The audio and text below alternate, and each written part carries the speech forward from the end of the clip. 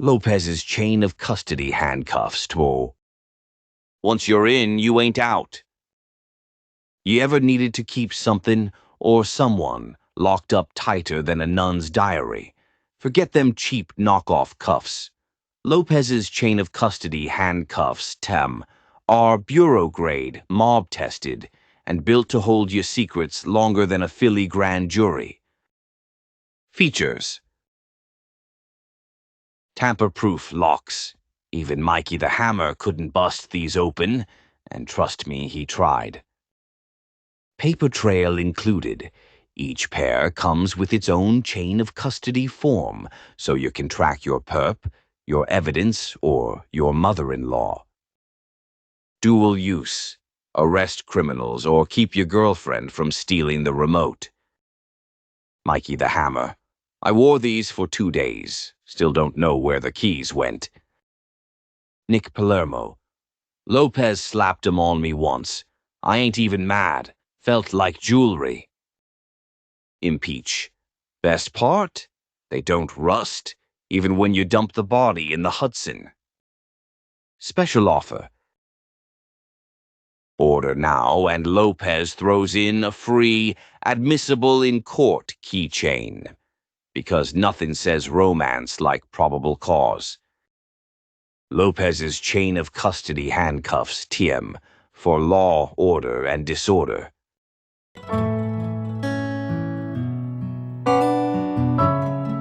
Mugs, what the fuck you doing in there, you prick?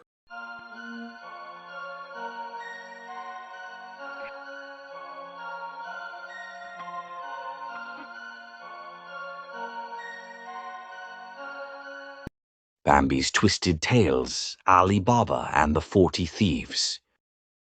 So we got this guy, Ali Baba. Ain't no boss, ain't no wise guy, just a broke mook trying to get by. Cuts firewood, sells it for scraps, carries himself quiet 'cause he ain't got nothing worth talking about. He's got a mule that looks more tired than a corner bookie on Sunday, and a shack out by the woods. Ali? He's the type the neighborhood don't even notice until he's gone. Now his brother, Cassim, fugged about it. Cassim married into money. Wife's loaded, he runs a shop in town, got servants sweeping sweepings. He don't even look at Ali without sneering, like bloodlines don't mean shit when one of you's broke. That's family sometimes, huh? Cuts deeper than any blade. One day, Ali's out chopping wood in the sticks. Sun's beating down, he's sweating, muttering to St. Anthony about rent money when he hears hoofbeats. Not one horse, not two, a goddamn stampede. He ducks behind a rock, pulls his mule close, prays he don't get noticed. What he sees, 40 riders, not farmers, not soldiers, straight-up thieves, mean-looking sons of bitches, faces wrapped, blades flashing, horses foaming. These guys ain't nickel-and-dime crooks. They move like a crew, 40 hitters, all riding in formation, answering to one boss.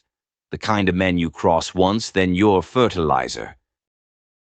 They stop at a cliff face. Just a wall of stone, right? Nah. Their boss rides forward, eyes like cold steel, voice like a gravel truck, and says the words, "Open, Sesame." And kid, I swear to Christ, the wall splits, rock grinds open, revealing a cave darker than a wise guy's conscience. And inside, treasure. Not a few sacks treasure, I mean mountains of gold, jewels spilling like broken teeth, silk hanging off crates, the kind of loot you only get when you've been robbing sultans, governors, banks, maybe even kingdoms. Ali's crouching there, heart banging like a drum, realizing he just saw something he wasn't supposed to. When the thieves leave, he creeps up, mutters the words, "Open, Sesame," and boom, the cave opens for him too. He steps in, light spilling off the loot, and his knees damn near give out. He don't get greedy. Nah, Ali's smart. He fills one sack just enough to feed his wife, fix the house, maybe pay off some IOUs. Then he mutters, "Close, Sesame," and the cave shuts. Ali walks home with that sack like he just pulled the biggest score of his life, and in a way he did.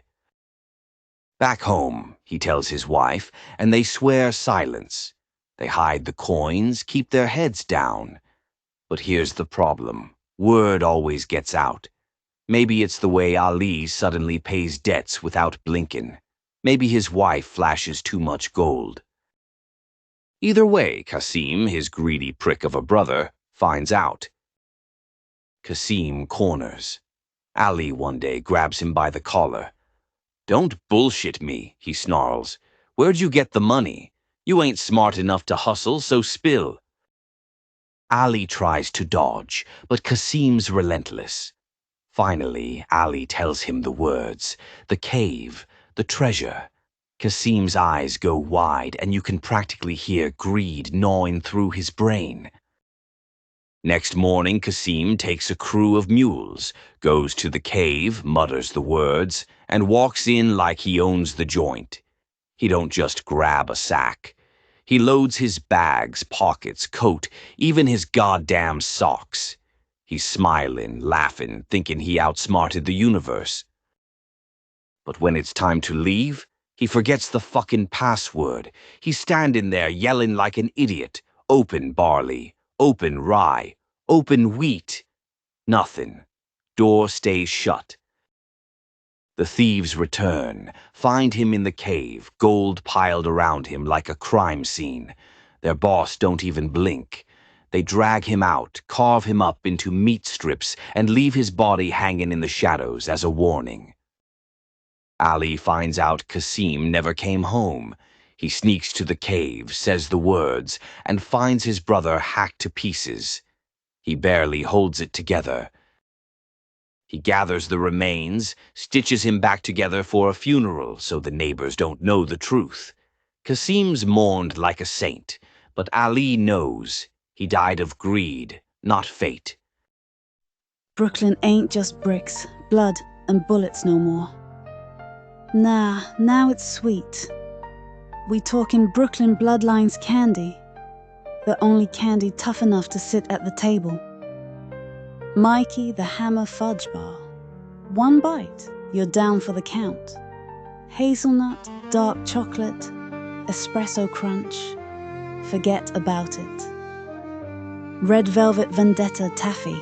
Soft, chewy, with a hit that comes out of nowhere. Like a friendly tap that turns into a left hook. Concrete jungle lollipops. Hard as the streets, sweet as the score. They last longer than a sit-down with Goku D'Angelo. Cannoli Crunch bites, bite-sized, but pack more power than a capo in a Cadillac. Ricotta Cream Center. Forget about it. Brooklyn Bloodlines candy. One taste, you're made. Don't be a gavone eating them store-bought Mook's candy. Get yourself a piece of the empire. Brooklyn Bloodlines candy. Ask your bookie today. But the thieves? They ain't stupid. They know someone else cracked the cave, someone who stitched together enough sense to use the words. Their boss snarls, "We got a rat," and he sends scouts to town. They poke around, watching who's suddenly got new clothes, who's paying debts too easy. Eventually, they clock Ali. Poor bastard can't hide it. Suddenly, he's eating meat on weekdays, wife's smiling too wide.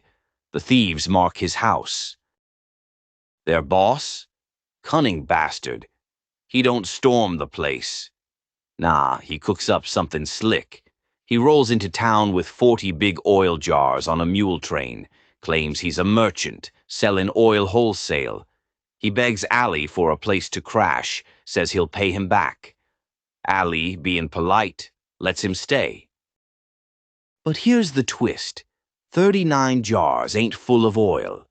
They're full of thieves, crouched down, knives ready, waiting for the signal to crawl out and slit Ali's throat in his sleep. 1 jar's oil just for cover. The plan? Midnight massacre. But Ali's got an ace in the hole, his maid, Morgiana. Sharp as a razor, loyal like blood, smarter than half the men who ever lived. She's doing chores when she hears whisperin'. She checks the jars, peeks in, and sees eyes staring back. Thieves crouched like snakes, steel glintin'. Does she scream?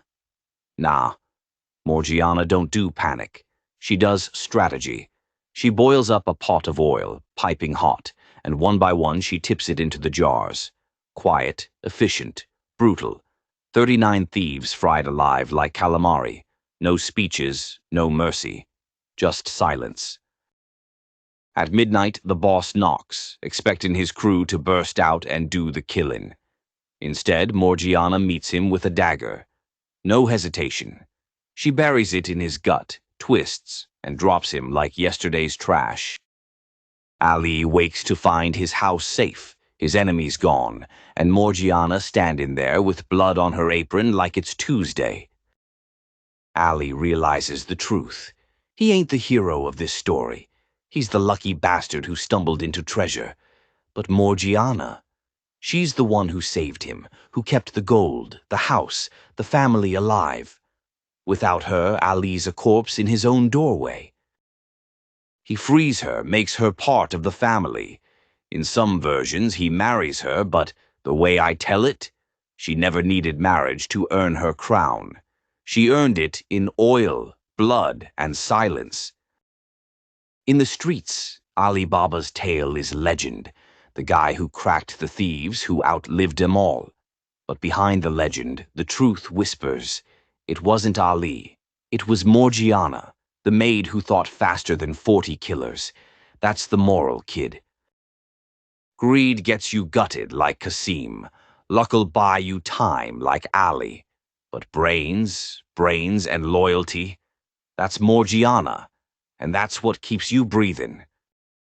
Moral. Don't let greed write your eulogy. Don't mistake luck for strength. And never underestimate the quiet ones.